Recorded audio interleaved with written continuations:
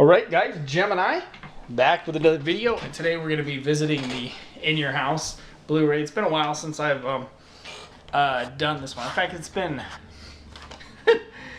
of been a while since I've done anything worthwhile here on YouTube.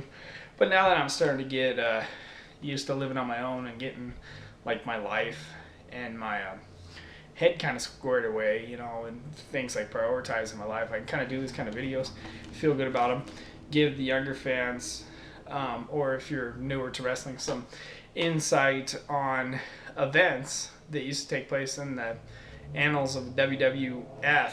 It was WWF at the time. History. The In Your House pay-per-views. Wow.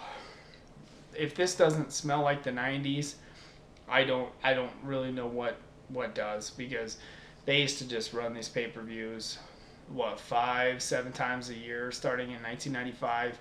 May 95 in Syracuse, they actually gave away a house to a guy, and that's how they kicked off these pay-per-views.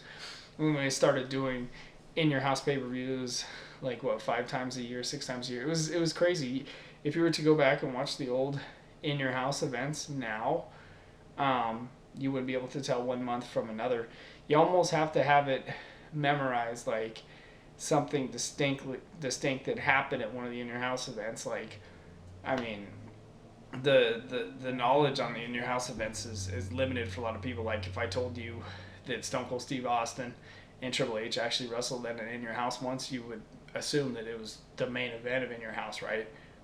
No, back when those guys wrestled In Your House, it was the first match on the show. Yeah, it was these In Your House events remind me of Shawn Michaels, Kevin Nash, Scott Hall. It was Razor Ramon, Bret the Hitman Hart and the Bulldog wrestling, and I believe it was Hershey PA for like 45 minutes in this unbelievable match. In Your House reminds me of Double J, Jeff Jarrett, and the Road Dogg, you know, doing that whole thing where they actually, Double J lip synced an entire concert, and it was actually Road Dogg's voice. You know, In Your House reminds me of Canadian Stampede, July the 6th, 97 in Calgary. In Your House reminds me of Razor Ramon and 1-2-3 Kid in a Crybaby match in February 96, you know, right around the time when Shawn Michaels was getting launched to the new stratosphere. Shawn Michaels was going on to win world titles at WrestleMania, and Scott Hall was on his way to WCW. This DVD was hosted by Todd Pettengill, who was the voice of the WWE. He was kind of like the lifeblood in the mid-90s for the WWE. I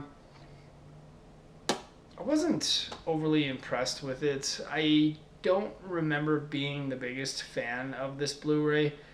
I think once I started watching the matches, I kind of tuned out just a little bit. The In Your House was just a weird time for the WWE. I mean, I'm sure you can find this for like $5-10. If you're a 90s baby like me, you'll remember all these matches. To be honest, I didn't like Todd Pettengill in 1995, and I still am super annoyed by his corniness and his cheesiness to this day. You know, sometimes I'll listen to his radio show. I'm still annoyed by Todd Pettengill. I was annoyed then, I'm annoyed now. There's something about Pettengill that just annoyed the crap out of me. I always wanted wrestling to be more hard-hitting, you know, and more edgy back in the Todd Pettengill days, and he exemplified not edgy and not hardcore, and it used to kind of piss me off. I used to always vision Todd Pettengill being in the ECW and just getting his head ripped off by the Sandman. That's what I wanted to happen. I wanted Pettengill to take a bump.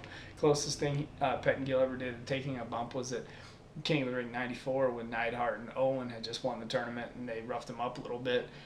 But yeah, I would say maybe get it for the memories, maybe get it for the Bulldog and the Bret the Hitman Hart matches. Let me see. Let me just look here and see what we got. Any matches really worthwhile. Bret and Hakushi, I remember that. Hakushi was crazy with those tattoos. Double J and Shawn Michaels, that was right around the Intercontinental title. Razor Ramon and Dean Douglas. So WWE has Shane Douglas, and they have him as Dean Douglas. I'm like, this guy is the flagship of ECW, one of the coolest guys I ever met at WrestleCon. You have him as Dean Douglas, which almost killed his career. You got the infamous hog pen match from December of '95 with Triple H and Henry O. Godwin. That was when Triple H was eating a shit sandwich, if you remember that part. Shawn Michaels and Diesel, good friends, better enemies. April 28th, 1996, Omaha, Nebraska. I remember that event. I ordered that pay-per-view. Shawn Michaels and Mankind, September, Philly, 96. That was the launching for Mankind, in my opinion.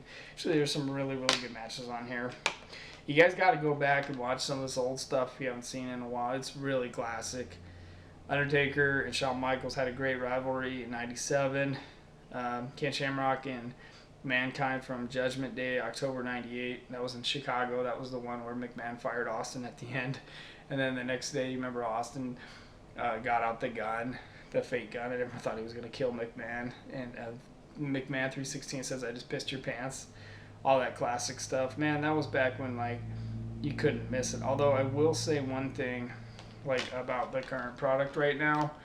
I am very, very intrigued by the Kevin Owens and Chris Jericho feud. Now, if Chris Jericho goes on to challenge Kevin Owens for the Universal Heavyweight Championship at WrestleMania, and that's like Jericho's send-off to leave WrestleMania as the world champion, and everybody just gives it up for Jericho because he just won the world title, that's going to be special. They built it up right with Owens and Jericho. They took their time with it, 6-8 months, and now it's like the mega powers exploding. You just release it, like when Savage turned on Hogan. Anyways, I'm getting besides the point here. Decent DVD, not my favorite. A lot of good memories if you're a 90s baby. And you guys have a wonderful day. Thanks so much for watching this video. Stay subscribed, and I'll keep making these videos and having a good time with you guys. Thank you so much.